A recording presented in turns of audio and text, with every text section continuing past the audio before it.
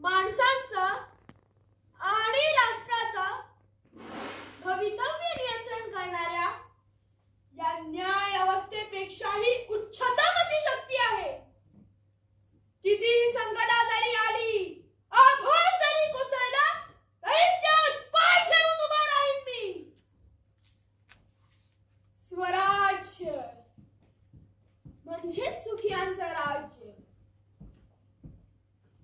सध्याचा काळ आहे तो बाहेरून आलेल्या जुलमी ब्रिटिशांसोबत दोन हात करण्याचा काळ. ते आपल्यातले नाही, तरीही आपल्यावर त्यांचे राज्य आहे. आपल्याला आपलं राज्य हवंय, स्वराज्य. मला खूप आनंद होतोय की बहुसंख्य तरुण या स्वराज्याच्या लढ्यात स्वतःहून पुढे येतात. खूप साऱ्या योजना, खूप सारा विचार. आता त्या योजना प्रत्यक्ष राबवण्याची वेळ आलेली आहे. आता एक तर मारा, नाही तर मरा, आणि असंच जरी असेल तर माराच. दाजी,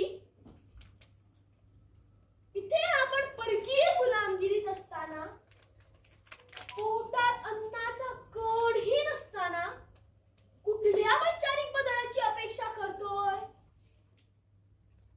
आधी आपल्या हाती सत्ता येऊ दे, मग आपण घडवूया सुधारणा आपल्याला हव्या तशा.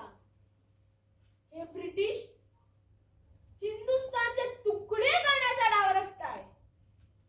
आपण जितके एकमेकाविरुद्ध लढत राहू, तितकेच ब्रिटिशांचे गुलाम होत जाऊ, हे आपल्याला कळत नाही आहे का? 1857चं बंड मोडून का पडलं? राणी लक्ष्मीबाई, तात्या टोपे यांचं बलिदान वाया का गेलं? कारण आपण एकत्रपणे लढलोच नाही. मोडा आणि जोडा या ब्रिटिशांच्या राजनीतीत आपण स्वतःहून स्वतःची बळी देतोय, हे न समजण्या इतपत आपण मूर्ख आहोत का दाजी?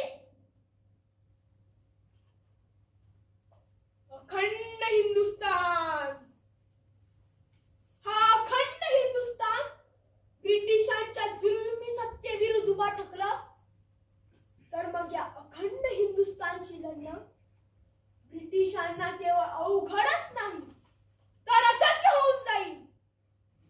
आणि यासाठी आपल्याला कुठलाही मार्ग स्वीकारावा लागला तर तो स्वीकारण्याची माझी तयारी आहे. कोण कुठला हा इंग्लंड देश? आपण सारे भारतीय एकत्र येऊन त्यांच्यावर थुंकलो तरी सुद्धा ते त्याच्यात वाहून जाईल. दाजी,